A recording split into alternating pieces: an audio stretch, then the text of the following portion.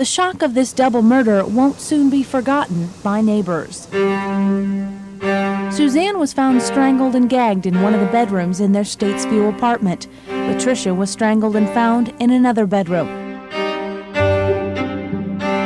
She lived a very dangerous lifestyle, going out and picking up strange men at a bar.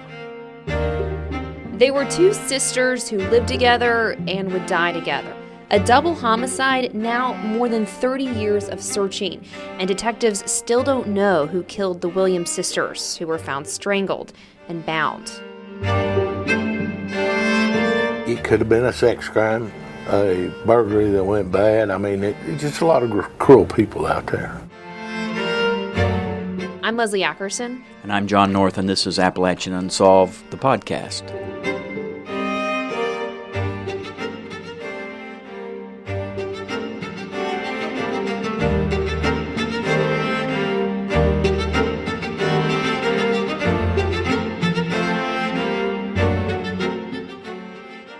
The Williams sisters' murders happened a couple days after Christmas back in 1987. It's one of the many unsolved cases in Knox County. And today to discuss this cold case with us, it's retired chief cold case investigator David Davenport, who's also served as a sheriff, worked in the TBI in his years of working this. So this is a case you got to look at rather closely. I want to know, just off the top of your head, when you think of the Williams sisters case, what kind of thoughts go through your mind?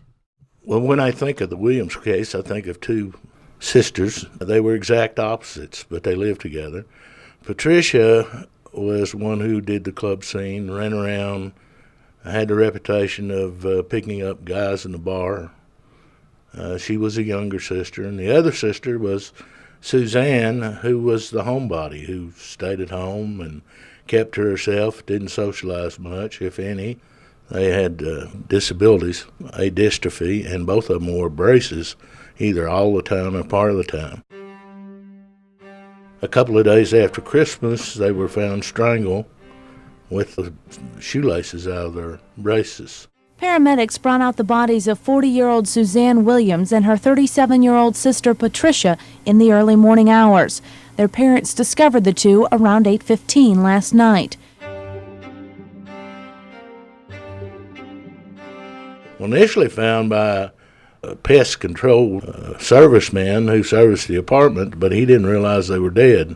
And later on, the parents became concerned with them and found them, I think, on December the 29th. How do you, if you're a pest guy, go into an apartment to spray for bugs and not pick up on the fact that there's one, if not two, dead bodies in an apartment? I asked that question too, but evidently this guy wasn't very observant, and he evidently had seen people sleeping on the floor in those apartments before, and he didn't think a whole lot of it and didn't look too much to see what was going on. Did the sheriff's office not talk to him as a potential suspect at one point at least? He was interviewed as a potential suspect, but it didn't lead anywhere. That's been one of the most fascinating of many angles about this extremely weird case to me, that you had a pest guy walk in the night presumably after they were killed and goes in to kill the bugs and finds, whether he realizes it or not, two dead bodies. What were they? Do you remember, Dave? Were they both covered, like with sheets? Were their bodies completely covered? They were covered with I think one was covered with a bed spray and the other with a sheet or a blanket. It was sold that if you were spraying for bugs and you walked in there and didn't pay any attention to anything, you wouldn't notice it right offhand, where they weren't left in the open. Does it tell you anything that the killer or killers deliberately covered them?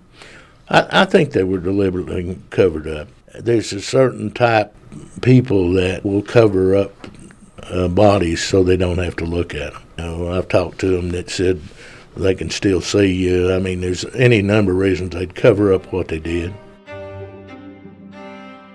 So the pest guy comes in, but hours later, the girl's parents, who lived in a nearby complex, or not if the same complex, realized that they hadn't heard from them, and the sisters lived together. They were the ones that had found the two sisters and called this crime in. Can we talk a little bit about the state of what they found them in? You kind of gave us a brief description. It was pretty grisly. finding your two daughters strangled to death with ties around their neck, and they'd been dead probably 72 hours or more. We're looking at maybe the 26th and being found on the 29th. So certain body changes had started, and it was I know, quite a shock to the parents. And of course, both of them are deceased now. It would be horrific, to say the least. The Williams sisters were not from here. Their parents, their mother, was not from here. It's what struck me as, again, sort of a noteworthy fact about this case is they had only moved to Knox County maybe a year or so beforehand because the husband had taken a job here. So here are two people who had hardly been here, were now murdered, and then their mother and stepfather were so traumatized, and who could blame them after this, they moved away. They did. And they were, from what I can read, of course, I never had the opportunity to talk to them, but they were very traumatized that this happened. Did you ever find out from family or anyone that was still alive when you went back and reanalyzed this, anything about their relationship? They lived together, but neither one of them were married. One was 40, one was 37. Were they close, or did they live together because it was cheap? I wonder if they had a friendship or a bond as sisters. Well, I think they were different, but I still think they were close. Their disease made them close, I believe. The dystrophy has probably brought out the closeness. I don't think, from what I can gather, Suzanne agreed with her sister's lifestyle, but she tolerated it. The dynamic between the two sisters is really important in this case, as I understand it. You had, as you mentioned, Suzanne, the older sister, who basically liked to turn in around 9 o'clock at night, was not one to go out. And then the younger sister, Patricia, who was 36 or 37, and from your investigation, it sounds like you all determined she was somebody that decided, I'm going to go out and enjoy myself. I'm not going to worry too much about it. I'm interested. She made some interesting decisions about how she would try to meet men. She was well known at Doodles, the club. It was a after 5 spot where people went to meet and greet. But if she saw a particular individual she'd like to meet, a male, she would write on a note or on a napkin, would you like to buy me a drink? Which led to conversations, and then sometimes her leaving with that particular individual and either taking them home or taking them out in the parking lot or whatever. So Suzanne never went to Doodles, I can find out, and Patricia was there about every night to meet somebody. Could you share your kind of theory of the timeline of that night? And I assume we would start with Patricia at the restaurant, Doodles, at the bar, and then take it from there. Well, from what we have learned about the timeline, Patricia had went to Doodles that evening, had interacted with one or more individuals. The bartender said she thought she left with an individual, and she supplied the officers a drawing of what this person looked like. But then again, through our investigation, we found out that she'd also talked to these other 2 individuals that admitted to going to her apartment. And also we interviewed this one other individual that we found a fingerprint, and he admitted to being in the apartment at one time or another. It does appear that Patricia hurried home for some reason, and it may be because a couple of her friends had showed up and were drinking and doing cocaine and messing with her sister or somebody else. So I really think that ever who killed them knew both sisters. So obviously, Patricia's lifestyle makes this particularly difficult for investigators because she was seen with so many different men that could be suspects. There were almost too many suspects because of her lifestyle, a lot of people that you ended up talking to. So with Patricia's track record, it left us with a whole lot of questions about if she left with a stranger. And she had quite a few in and out of the apartment, and according to some people that we talked to, she'd have more than one or two an evening in and out. So it became difficult. Investigators at the time did go talk to the Doodles bartender, which he gave a description. There was also a fingerprint. Yes, we did get a latent print off the microwave. The guy, we've interviewed him, and he said he'd been in the apartment before. Of course, he denied ever handling the microwave, but we didn't have enough to add it all together to charge that particular person. There was another two people who admitted to be in the apartment that night, said they were there, and they left. When they left them, they were alive, and both of those are dead now. The shock of this double murder won't soon be forgotten by neighbors. And I can't believe this tonight because, it's just not like State 2 apartments at all. These apartments that this happened in, of course, it was more than 30 years ago. There were probably no cameras outside like there are now, or gated entries. The States View apartments, was that a decent area at the time in the 80s for something like this to happen? Pretty surprising, or was it a rougher area of the neighborhood, if you remember? No. After I took over the cold case unit, we went down there, and still, I believe they've changed names, but there's still a nice apartment complex. Murder knows no boundaries. Well, it doesn't matter if it's anywhere. It can happen anywhere. What was the state of the apartment? There had been some stuff taken, but did it look like there had been any kind of a scuffle or any sort of a physical altercation of any kind? No, the apartment was made to look like it was a burglary, though. Certain items were taken. The automobile was missing. Patricia had a vehicle, an older vehicle, and then Suzanne had a vehicle, a Dodge. And it was Suzanne's vehicle that was removed from the apartments and found 6-7 miles away.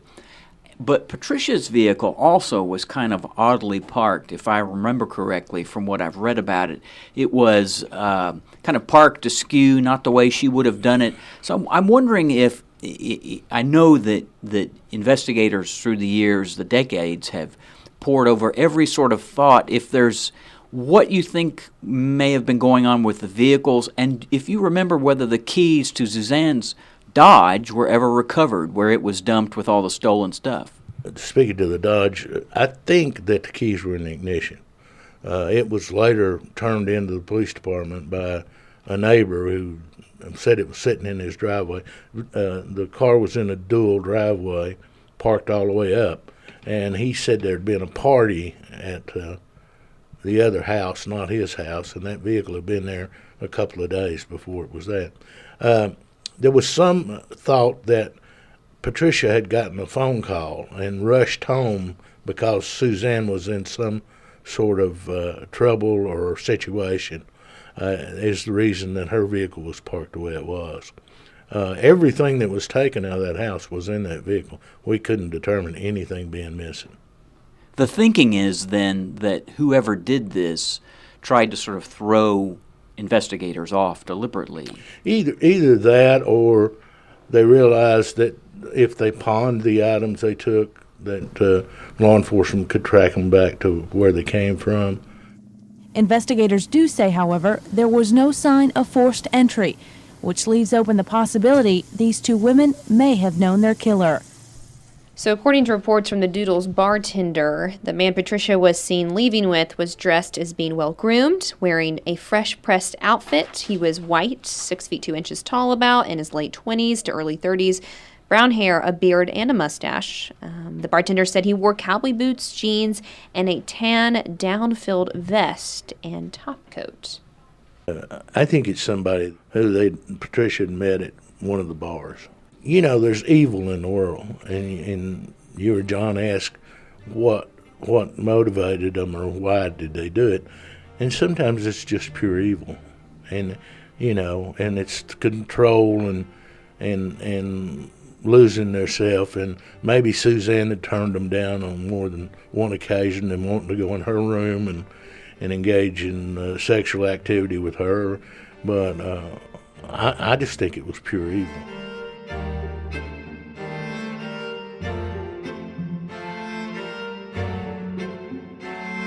Dave, let's talk a little bit more about the crime scene. I'm looking further in the notes about how one of the sisters had been strangled with a window cord, the other with a shoelace, and of course both of them were bound with the laces from their braces. One was gagged. At the murders that you look through in the county, you say this one was obviously someone who was cruel.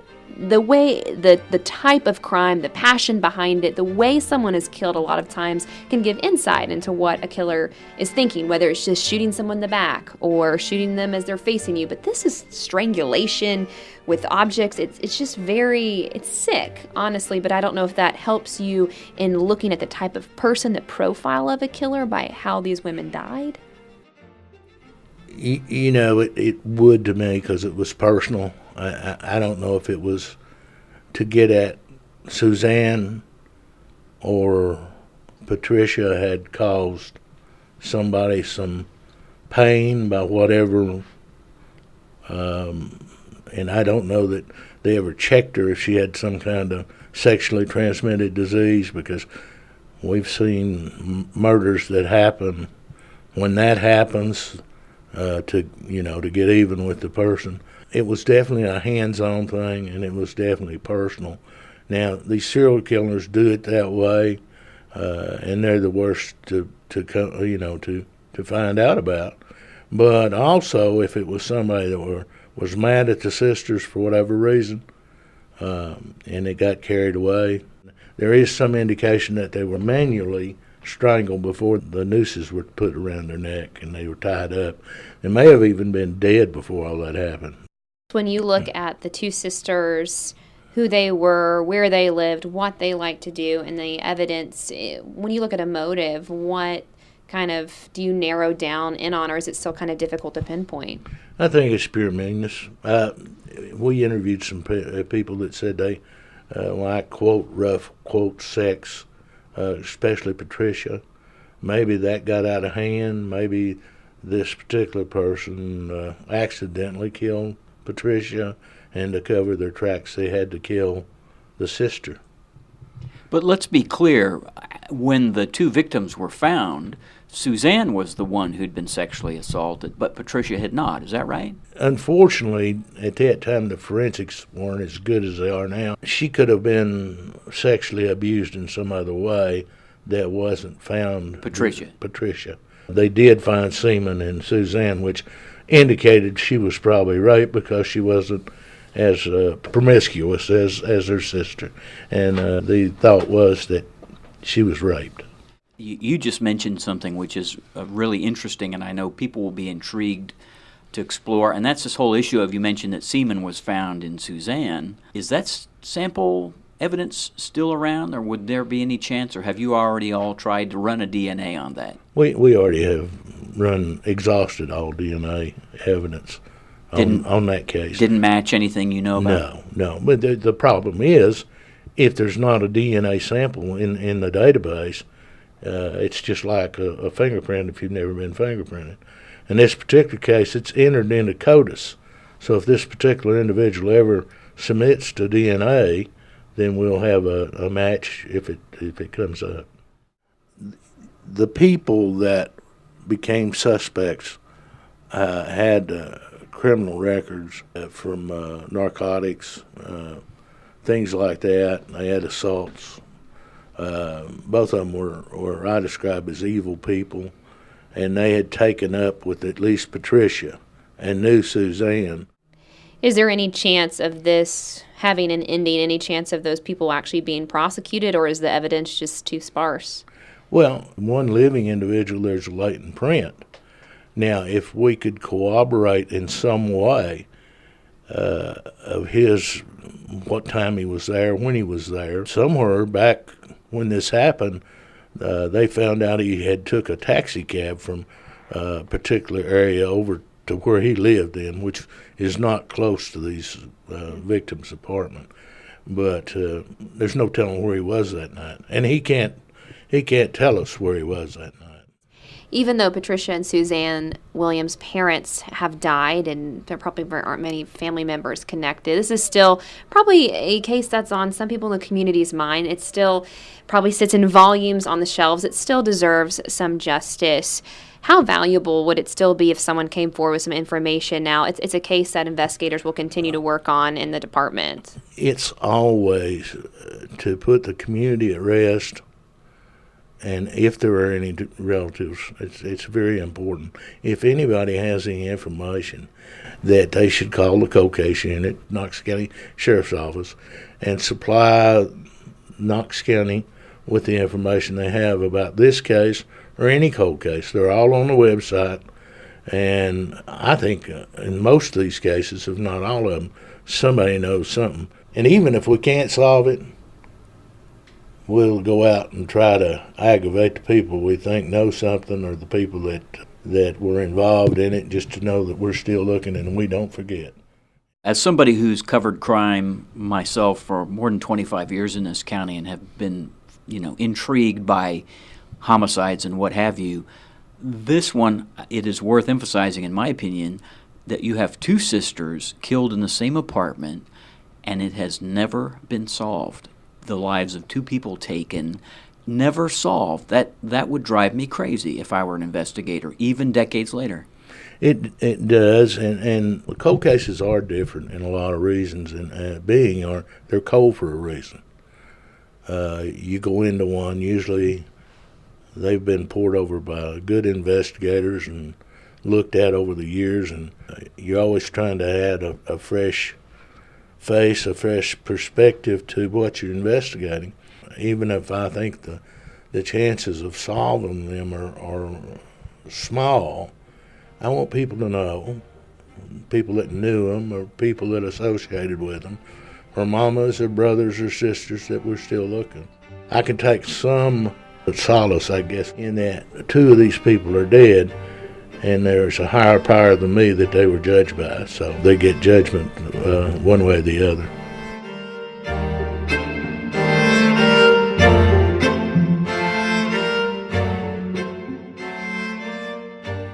If you have any information about the Williams sisters' murders, you can contact the Knox County Sheriff's Office Cold Case Unit at 865-215-2243.